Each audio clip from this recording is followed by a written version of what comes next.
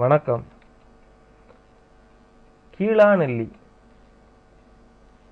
கீழாநெல்லி என்றாலே மஞ்சள் காமாலையை குணப்படுத்தும் மூலிகை என்பது பெரும்பாலானவர்களுக்கு தெரிந்திருக்கும். ஆனால் மஞ்சள் காமாலையுடன் நின்றுவிடவில்லை இதன் சேவை. கிட்டத்தட்ட 2000 ஆண்டுகளுக்கு மேலாக ஆயுர்வேத மருத்துவத்தில் பயன்பட்டு வரும் கீழாநெல்லியை இன்னமும் ஆய்வு செய்து கொண்டிருக்கிறார்கள் விஞ்ஞானிகள். சாதாரணமாக களைச்செடி குப்பையில் வளரும் ஒரு சின்னஞ்சிறிய செடிக்குள் இத்தனை மருத்துவ குணங்களா என கொண்டாடுகிறது உலகம். ஆனால் உள்ளூர் மாடு விலை போகாது என்பது போல அருகில் இருக்கும் அற்புதத்தை நாம் அவ்வளவாக கண்டுகொள்வதே இல்லை.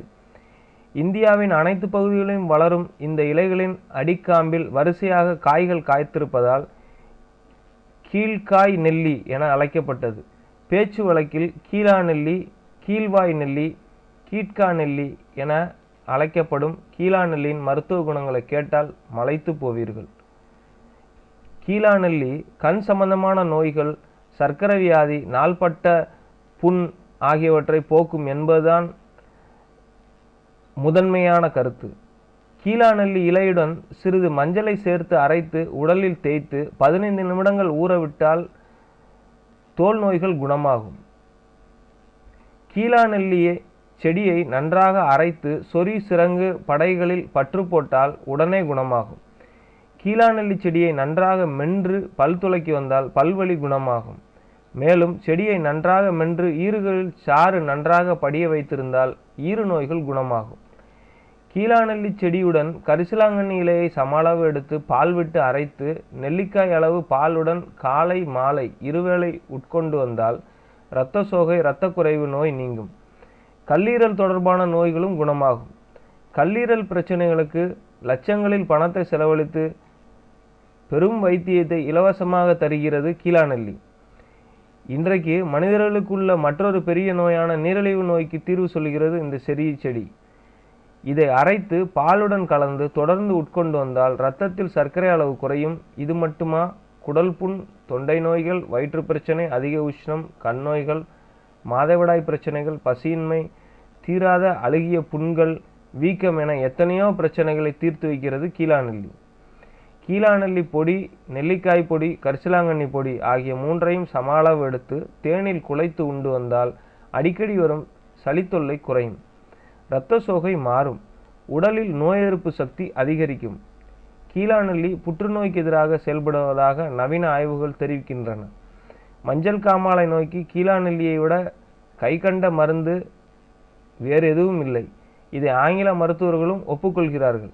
நவீன மருத்துவ வசதிகள் இல்லாத அந்த காலத்திலேயே கண்களில் உள்ள வெண்கரு மஞ்சளாக மாறுவதை வைத்து மஞ்சள் காமாலையை கண்டுபிடித்த முன்னோர்கள் கீழாநெல்லியும் ஆட்டுப்பாலையும் மட்டுமே கொண்டு அந்த காலத்தில் உயிர்கொல்லி நோயான மஞ்சள் காமாலையிலிருந்து காத்து கொண்டார்கள். கீழாநெல்லி செடி, கரிசலாங்கண்ணி இலை, தும்பை இலை, சீரகம், பொன்னாங்கண்ணி ஆகியவற்றை சம அளவு எடுத்து காய்ச்சி பசும்பால் விட்டு அரைத்து கோழிக்குண்டு அளவு காலை மாலை இருவேளையும் பாலுடன் குடித்து வந்தால் 7 நாட்களில் மஞ்சள் காமாலை குணமாகும். 2 கீழாநெல்லி செடி, 4 ஏலக்காய் அரிசி, 1 காசு எடை மஞ்சள் தூள், 1 சின்ன வெங்காயம் ஆகியவற்றை பால் விட்டு அரைத்து காலை மாலை இருவேளையும் பாலுடன் குடிக்க கொடுத்தாலும் மஞ்சள் காமாலை குணமாகும். அதே நேரத்தில் கிராமப்புறங்களில் இன்றைக்கும் கீழாநெல்லி செடியுடன் வெள்ளாட்டு பால் விட்டு அரைத்து காலையில் வெறும் வயிற்றில் நெல்லிக்காய் அளவு ஆட்டுப்பாலுடன் உட்கொண்டு மஞ்சள் காமாலையிலிருந்து குணமாகிறார்கள். இந்த 3 முறைகள் எந்த முறை உங்களுக்கு எளிதாக இருக்கிறதோ அதை பயன்படுத்தி கொள்ளலாம். கீழாநெல்லி பொடி, சூரணம் ஆகியவை சித்த மருந்து கடைகளில், காதி கடைகளிலும் கிடைக்கின்றன. சமீபத்தில் பிரபல பாடலாசிரியர் நா. முத்துக்குமார் அவர்களையும் எடுத்து சென்றது இந்த மஞ்சள் காமாலை நோய்தான். ஆகவே மனிதகுலம் நோயின்றி வாழ்வதற்காகவே நம் காலடியில் கிடக்கும் கீழாநெல்லிக்கு இனியாவது மரியாதை செய்வோம். அனைத்து வீடுகளிலும் வளர்ப்போம். நோயின்றி வாழ்வோம். நன்றி.